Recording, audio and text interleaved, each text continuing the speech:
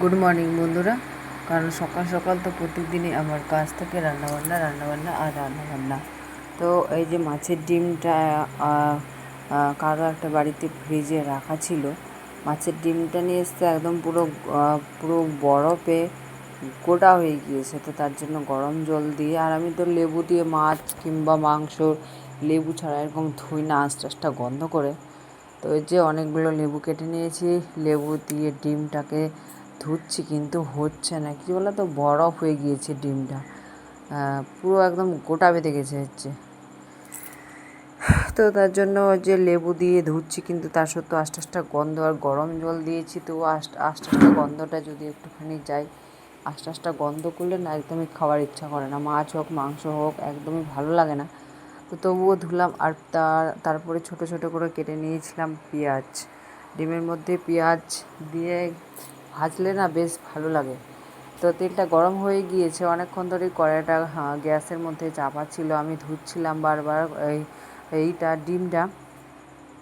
তো অলরেডি কড়াইটা গরম হয়েছিল, আমি একটা করে ছোট ছোট বড়ার মতো দিই না, একেবারে আমি দিয়ে দিই, আর তারপরে ওখানটায় পিস করে কেটে নিই, ব্যাস এটাই ভালো লাগে। না হলে মাছের ডিম তো ফুটতে থাকে, আর ওই ছোট ছোট বড়া আমার দ্বারা হয় না, পাতলা হয়ে যায়।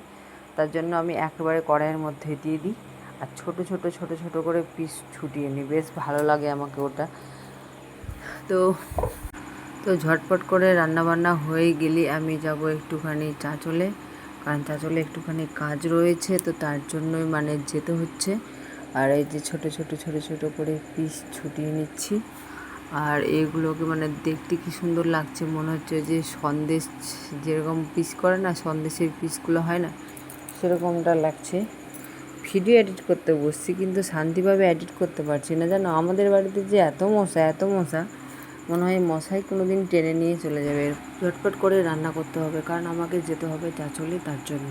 তো আজকে রান্না করব যে মাছের ডিমের বড়ার ঝোল, আর করব আলু পটলের তরকারি, আর শাক রয়েছে, শাকগুলো গেছে শুকিয়ে, তার জন্য শাকগুলো আর ভাজা করব না, শুধু তরকারি করব। তো ঝটপট করে রান্নাবান্না যে কখন শেষ হয়, আর কখন যে আমাকে যেতে হবে, আমার কাজ আছে, আমি এদিকেও ছাড়তে পারছি না, ওদিকেও যেতে পারছি না। তো এই যে দেখো পিসগুলো দেখো কী সুন্দর হয়েছে, আর সন্দেশের মতো পুরো, আর আটাও মাখা রয়েছে, কারণ সকালের খাওয়ার আমার বরের জন্য করতে হবে, দুপুরের খাওয়ার তো ভাত নিয়ে যায়, সকালের জন্য পরোটা কিংবা হয়তো কোনো দিন রুটি করতে হয়।